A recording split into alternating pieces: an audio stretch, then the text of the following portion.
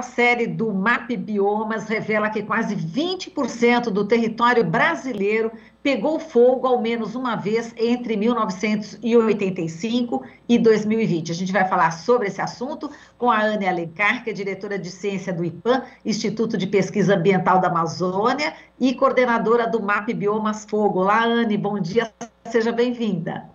Bom dia a todos do Brasil de Fato.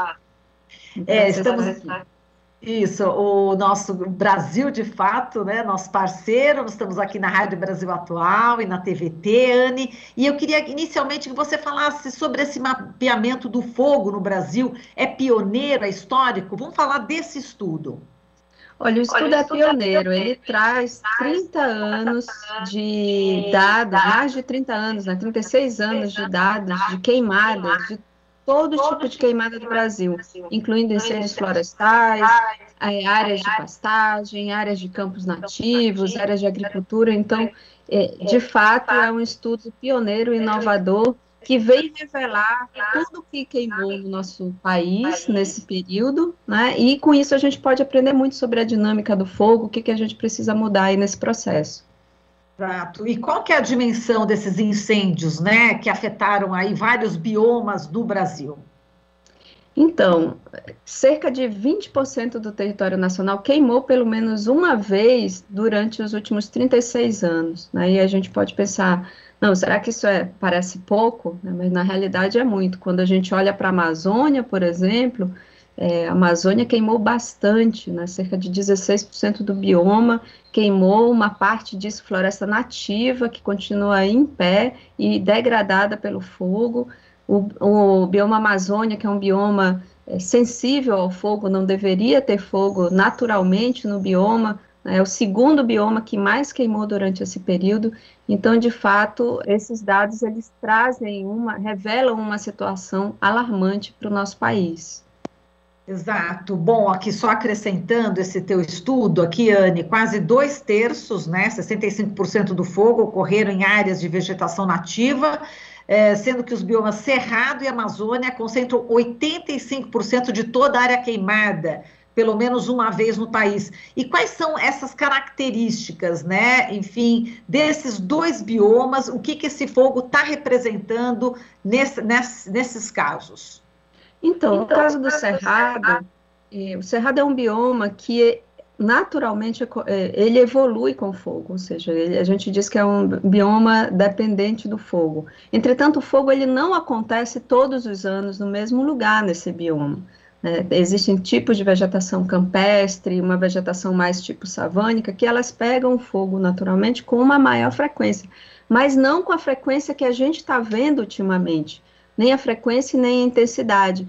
Então, esses dados revelam que mesmo no Cerrado, que é um bioma que é resistente ao fogo, de uma certa maneira, o fogo está acontecendo de forma diferente do que deveria acontecer, né? Naturalmente. E o impacto na Amazônia, qual vai ser em relação a essa questão do fogo, Anne? Na Amazônia, o fogo é uma persona não grata, né, na realidade. O fogo ele não faz parte do ecossistema natural da Amazônia. A floresta amazônica, a floresta úmida da Amazônia, ela pega fogo naturalmente a cada 500 mil anos, né? 500 a 1000 anos. Então, dificilmente pegaria fogo, teria que ter um evento climático muito extremo, vários anos seguidos, para que essa floresta se tornasse inflamável. O que a gente está vendo é que a ação humana tem mudado a resistência dessa floresta a barrar o fogo. Então, as mudanças climáticas têm afetado, o desmatamento indiscriminado tem afetado essa resistência, né? E a exploração ilegal de madeira, ilegal que eu digo, né, de forma convencional, sem cuidado, sem manejo, tem impactado essa resistência da floresta a segurar o fogo. Então, o que acontece? O fogo ele acaba entrando na floresta e degradando essa floresta, o que aumenta também as emissões de gases do efeito estufa. E, Anne, vocês compararam também em relação a esse fogo, nessa devastação que está acontecendo, a dimensões de países da Europa, né? Pelo menos, a cada ano, pelo menos uma Inglaterra é queimada no nosso país, né? Então, isso não é pouco, de fato, é uma coisa que a gente tem que se preocupar muito, até porque o fogo também é utilizado em áreas de, por exemplo, de pastagem, e isso indica, é um péssimo indicador de como a gente tem usado nossas pastagens, né? Hoje, as pastagens mais produtivas são aquelas que têm um manejo que é diferente do uso do fogo, né? Não se usa o fogo, as pastagens mais produtivas são aquelas que não usam o fogo para o manejo e limpeza. Então, de fato, assim, é um indicador que nós estamos cuidando mal do nosso meio ambiente e mal da nossa produção agropecuária. Exato, e os cientistas também estão criticando muito a falta de fiscalização, né, Anne? Com certeza, a falta de fiscalização, ela contribui para que a gente tenha mais fogo, né? E como é que isso acontece? Porque se não tem uma fiscalização ambiental, por exemplo, que vai coibir o desmatamento ilegal, né, vai ter mais fogo, porque o fogo, ele de fato, ele representa a última etapa do processo de desmatamento. Quando uma floresta, uma área de cerrado, enfim, são desmatadas, né, o que acontece no final, essa área é deixada para secar e depois e ela é queimada. Então, se não tem desmatamento, não tem fogo, né? E a falta de fiscalização, ela impacta isso, porque as pessoas acham que podem cometer o ilícito ambiental, né? Enfim, e isso só gera mais fogo. Exato. E os impactos, né, sobre a fauna e a flora são aí de dimensões também gigantescas, né, Anne? Não só sobre a fauna e a flora, os impactos de um fogo não desejado, eles são muito grandes, eles vão além, como você falou, né, do impacto na fauna, na perda de hábitats, na degradação do habitat natural, mas eles vão também atingir os seres humanos através da fumaça, da quantidade de fumaça que é liberada, né? Então tem um impacto na saúde importante, tem um impacto na transmissão de energia elétrica, né? Vários linhões aí de transmissão de energia elétrica são impactados, isso é um grande problema para a ANEEL. Também fechamento de aeroportos, enfim. Os próprios produtores rurais, quando esse fogo sai do controle, acabam perdendo pasto, tem que arrendar pasto, né, ou acabam perdendo a infraestrutura de suas fazendas, cerca, currais, etc. Então, de fato, o fogo não controlado, ele é um inimigo para o meio ambiente, para a economia, né, e para o mundo, na realidade, né, porque a gente emite gases de efeito estufa que acaba impactando o clima, enfim, do nosso país e do mundo.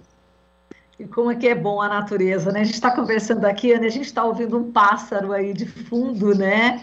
E que é muito importante, né? Para o nosso equilíbrio, inclusive, né? Para os seres humanos. E eu queria que você falasse também sobre como é que vocês conseguiram processar aí mais de 150 mil imagens, né? De satélites, não é isso?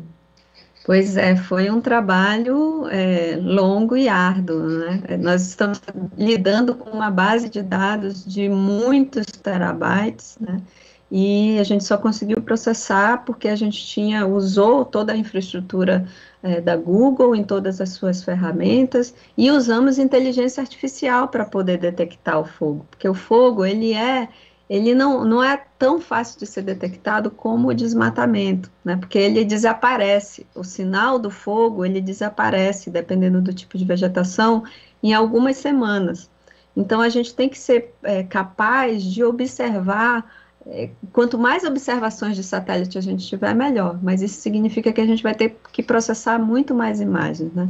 Então, foi um trabalho que só a inteligência artificial realmente fez com que nós conseguíssemos.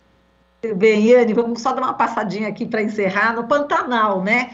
Que tem, tô aqui com o estudo, né? O Pantanal é o que mais queimou nos últimos 36 anos, 57% do seu território foi queimado pelo menos uma vez no período, né? 86.403 quilômetros quadrados. Também o Pantanal é muito importante também para a gente falar dessa perda que a gente teve, né, Anne? Sim, Em termos absolutos, o Cerrado e a Amazônia representaram uma grande parte da área queimada no nosso país durante esse período, mas eles são biomas muito grandes, né? São o primeiro e o segundo bioma maiores do Brasil. O Pantanal é um bioma menor, mas esse número, né, em termos relativos, queimar mais da metade de um bioma em 3 décadas, um pouco mais de 3 décadas, é bastante. Isso significa que, de fato, o Pantanal ele está passando por um processo de ficando mais inflamável. E várias podem ser vamos dizer, isso deve estar acontecendo por causa de várias coisas, né? Entre elas, o desmatamento nas cabeceiras, que impacta a quantidade de água, né, que fica empoçada, as secas severas que estão acometendo o bioma. Então, isso tudo influencia para a maior inflamabilidade do Pantanal. Exato. Bom, Ana, a gente agradece aqui a sua participação. Um forte abraço para você. Até a próxima, tá? Obrigada a vocês também. Grande abraço.